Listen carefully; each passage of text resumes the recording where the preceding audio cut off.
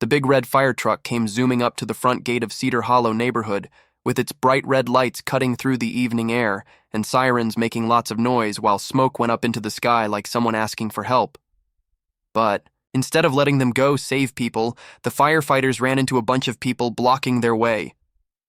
Janet Larson, who was the boss of the neighborhood, dressed in a blue-green jogging outfit with her arms crossed over her chest and giving them a mean look that was scarier than the fire.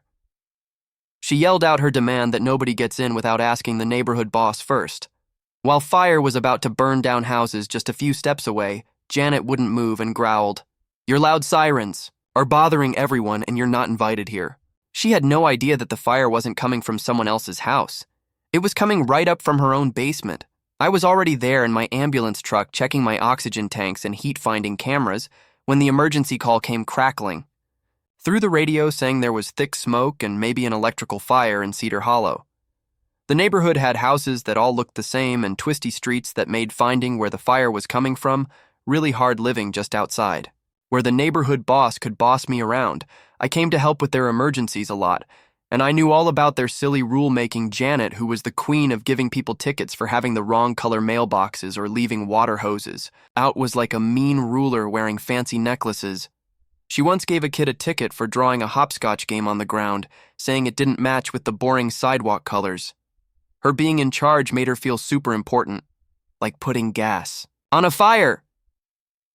As the fire truck got there, smoke got thicker over someone's roof.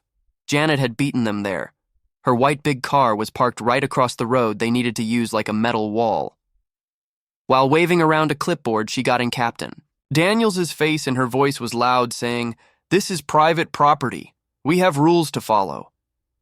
Daniels, who was an old, experienced firefighter, showed her his badge, but Janet got even more stubborn, saying, "I don't care if you're the state governor. No asking permission means no coming in." I got out of my truck and saw the scared look in new firefighter Alex's eyes. He looked like he wanted to crash right through her, but I thought the fire was several blocks away with the smoke just blowing. Toward us, Daniels had to go around to another road which cost us 3 very important minutes. 3 minutes that could turn someone's house into a pile of ashes. Then came the second terrible thing. Janet drove ahead really fast and parked her big car right over the only fire hydrant. Her excuse was, "I don't trust strangers using our water without asking." First, Alex, holding the fire hose, just stared, torn between not believing it and being really mad. Daniels yelled loudly, "Jump over it!" Alex jumped over the front of the car, knocking down a plastic bird lawn decoration, and ran to hook up the water line. Janet screamed, "That bird decoration is really special to my family." I turned on my body camera, knowing there might be legal trouble later. She turned toward me, pointing her finger, "You're helping people break the rules. This street is getting written up." I stayed calm, saying, "Janet, there's smoke coming out of someone's roof. Rule breaking is already happening here." I sent up my flying camera drone, which was my hobby that I now use to spot fires to find where the fire was. It buzzed over the rooftops and showed something really shocking. Smoke was pouring out of Janet's air vents, and her back window was glowing orange. Her chimney was puffing smoke like a train engine. I called on the radio to Daniels, saying, "The fire is in Janet's basement." Nobody said anything then. Someone said they heard me. Daniels told Janet the news, and she looked confused, then mad, saying, "Impossible. My house is perfectly clean." I just redid the small bathroom. It was like telling her a big tornado was something she caused. She stood in front of her front porch talking crazy about people coming in illegally and taking her to court. Her voice was shaky, showing she was scared under all her anger. Daniels, Alex, and I pushed past her, and the heat hit us like opening an oven when we opened her door. Fake ceramic swans and glass owls covered her shelves like a shrine to tacky control. Janet followed behind us, screaming about stains on her carpet. Smoke filled up the laundry room. The basement door showed us flames at the bottom of the stairs. Alex ran down while Daniel looked around the edges. Janet grabbed my arm, saying, "It's just my relaxation room. I got a special heater from some Texas company online." I stared at her, asking, "You wired up a spa with something you bought on the internet." She went quiet, then ran to stop Alex, but tripped over a ceramic fox rug and fell down. Alex talked into his radio saying the fire was from electricity and was being fed by a bunch of batteries and wires. I saw the dangerous stuff. 2 big batteries connected to a rusty power converter sitting next to sawdust and old rags, which was like a bomb waiting to blow up. I took pictures knowing this wasn't an accident, but someone being careless and dangerous. As the special foam put out the flames, Janet was on her phone. Probably calling her lawyer. Ashes were smeared all over her jogging outfit. Her perfect lawn was a mess. Fire hoses were lying all across it. Her bird decoration was knocked over, and foam was pooling on her peaceful welcome mat. She stood there quiet, with her nose holes getting bigger, watching the crew pack up their stuff. It wasn't like she gave up. It was like a storm was building up. Inside the house, Daniels and I looked at the damage. The heater, which was a farm heating unit that someone changed illegally, was powered by car batteries and wrapped up with earth-friendly cloth bags. Inspector Ryan, who got there late, called it something a YouTube electrician would dream up in a fever. Janet heard this and snapped back, saying, "That was a specially made unit from Serenity Systems. It sold out twice on the craft website Etsy." I asked her what the company's name was. She stumbled over her words, saying Serenity Solutions. Maybe I paid using PayPal without paying taxes. Daniels tried not to smile, and Ryan looked really surprised. Outside neighbors came together because they were drawn by the big show. Cedar Hollow almost never saw any drama beyond yard sales. But Janet's house almost blowing up was like a big movie. Someone started filming it live. Someone else set up a folding chair. Janet saw the crowd and tried to make things look better by stepping onto her front porch covered in ashes to say, "I want to praise our firefighters even though they were reckless." Someone in the crowd yelled, "You caused all the trouble." Everyone started laughing.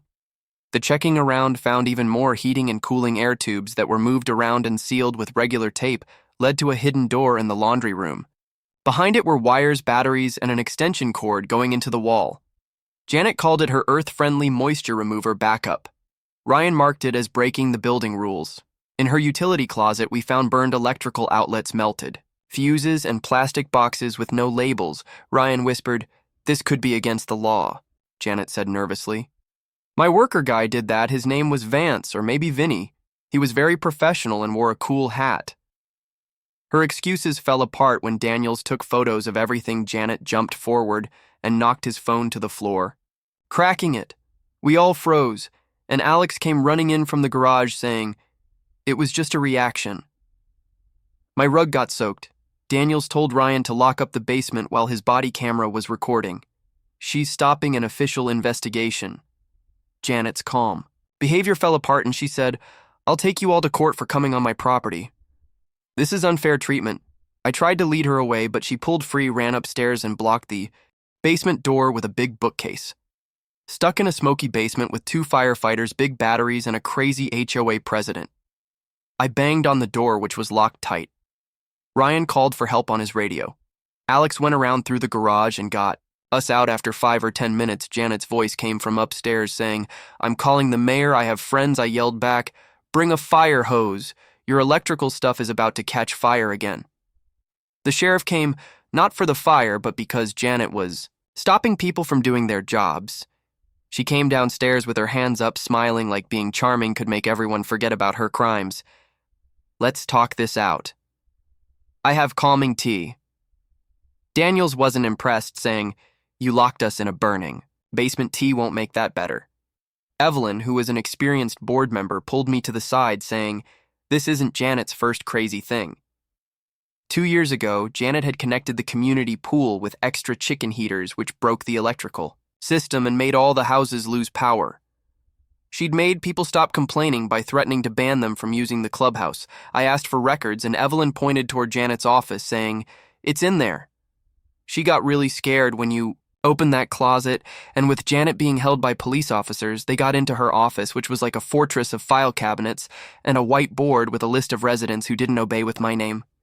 Third on the list of companies she paid money to was the real treasure checks written to companies that didn't exist with unclear expenses like Earth Harmony Services and PayPal receipts to Tranquil Tech with no proof of what they delivered. Ryan mumbled, "She's either stealing money or totally crazy." Janet, now with 2 neighbors watching her be a tyrant, stormed in waving a folder saying, "You're breaking the rules. That's private stuff. A police officer said back, "Your fire and stopping us opened this door." When she tried to grab Ryan's folder, he stepped back saying, "Touch evidence again and that's messing with it." Beaten Janet ran to the kitchen and threw a ceramic teapot through the window. Trying to escape badly, Alex caught her in the rows. Bushes with the folder held tight with no shoes on, talking crazy about resident rights.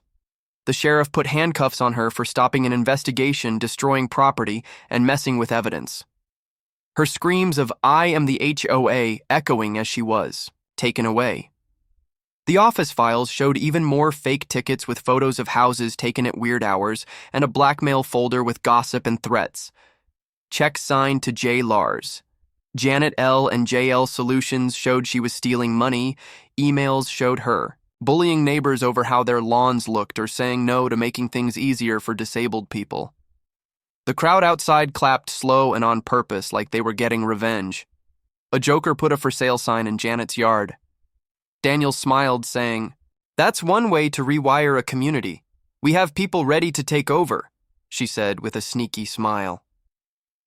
By evening time, news crews swarmed everywhere. Alex, covered in foam, went viral on the internet holding Janet's bird decoration, saying, "She blocked us, but her basement was the fire."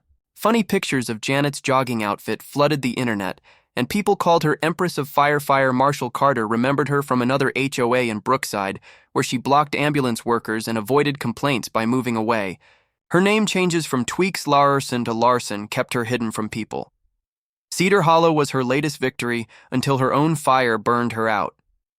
The emergency HOA meeting was packed, which was very different from the usual empty chairs residents. Shared stories of Janet's crazy tickets for flowers that were too bright and threats over wind chimes.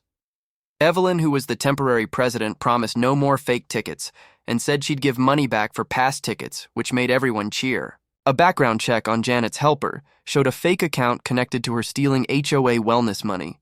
Her house, which was a burned trophy of her pride-faced repair costs that insurance might not pay.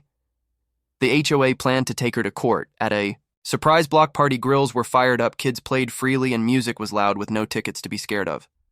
Evelyn showed off a new gate sign saying, "Welcome to Cedar Hollow, home of firefighters, freedom, and birds."